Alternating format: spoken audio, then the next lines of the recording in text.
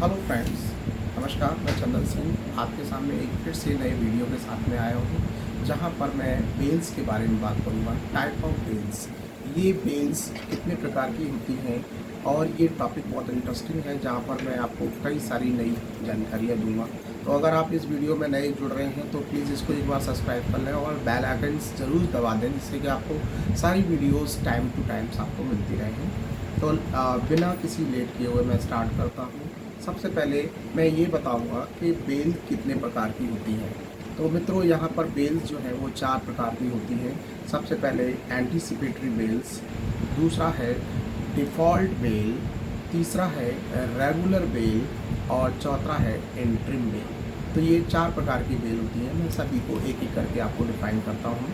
तो सबसे पहले स्टार्ट करते हैं एंटीसिपेटरी बेल। क्या होता है एंटीसिपेटरी बेल फ्रेंड्स?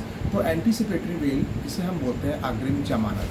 ये अग्रिम जमानत जो है, ये बहुत इम्पॉर्टेंट विषय है कि अग्रिम जमानत कब और किस तरीके से ली जाती है। तो यहाँ पर अग्रिम जमानत जो है, ये हमें बताती है कि हम मजिस्ट्रेट के आगे जब बेल के लिए अप्लाई करते हैं तो ये 438 सीआरपीसी के अकॉर्डिंग इसका प्रार्थना पत्र, इसकी बेल लगाई जाती है, जहाँ पर हम ये बता के चलते हैं, ये ग्राउंड लेके चलते हैं, डिफेंस लेके चलते हैं कि इस प्रकार की घटना में हमारे खिलाफ एफआईआर होने के चांसेस हैं या एफआईआर हो चुकी है, जिसमें हमारे हमारे लिए कोई भी मुद्दा इससे जुड़ा हुआ नहीं है या हम इस घटना से किसी भी प्रकार से संबंधित नहीं हैं।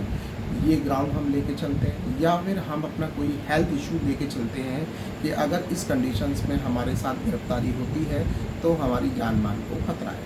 तो ये 2 पॉइंट्स ऐसे हैं जहाँ पर हम एंटीसिपेटरी बेल के लिए अपना डिफेंस लेके चलते हैं। ठीक है फ्रेंड्स, तो ये बहुत इम्पॉर्टेंट पार्ट है। यहाँ पर एक छोटी सी बात करूँगा कि एंटीसिपेटरी बेल तभी अप्लाई करनी चाहिए जब आपके खिलाफ संभवतः एफआईआर रजिस्टर्ड हो चुकी हो। ठीक है, अब मैं यहाँ बात करूँगा सेकंड बेल के बारे में, जिसका नाम है रेगुलर बेल। तो रेगुलर बेल क्या होती है?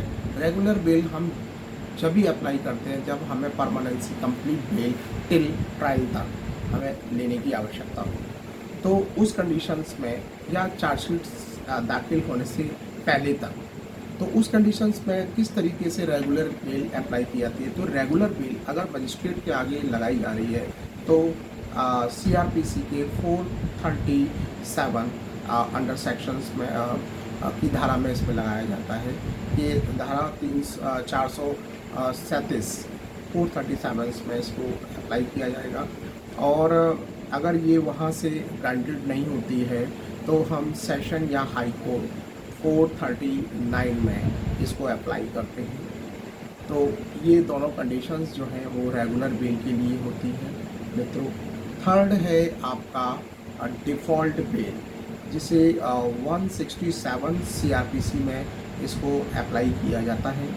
यहाँ पर मैं बात करूँगा मित्रों कि डिफ़ॉल्ट बेल जो है उसी कंडीशंस में अप्लाई की जाती है जब पुलिस चार्जशीट को 90 दिन के अंदर अगर उसको कोर्ट में पेश नहीं करती है, या फिर अभियुक्त एक्यूज्ड जिसे हम कहते हैं, उसकी अरेस्टिंग 60 डेज से ज़्यादा हो चुकी है, या फिर उस कंडीशंस में जो एफआईआर हुई है उसमें 10 साल की सज़ा से ज़्यादा का प्रावधान है, तो उस कंडीशंस में आप डिफ़ॉल्ट बेल के लिए भी अप्लाई कर सकते हैं और आप बेल को ग्रांट करा सकते हैं।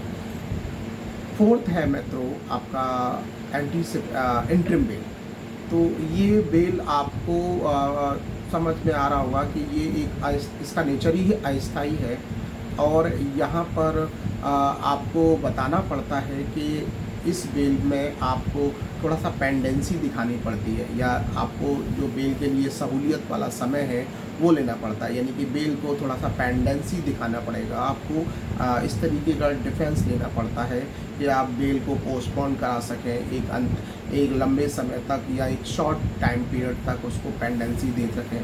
इसके लिए मजिस्ट्रेट भी आपसे गिरफ्तारी का आधार पूछ सकता है कि इसकी गिरफ्तारी का क्या आधार है, जिसमें आप इस बेल को पेंडेंसी दिखाने के लिए या अग्रिम तारीख तक इसकी बेल को इसकी अरेस्टिंग को रोका जा सके, इसके लिए भी आप बेल ग्रांटेड करा सकते हैं। तो ये कुछ 4 प्रकार की बेलें हैं जो मित्रों मैंने आपको बताई हैं। इनको ध्यान करके सुनना और इसको नोट करने की कोशिश करना, और साथ ही साथ अगर आपका कोई प्रश्न है तो ज़रूर बताइए।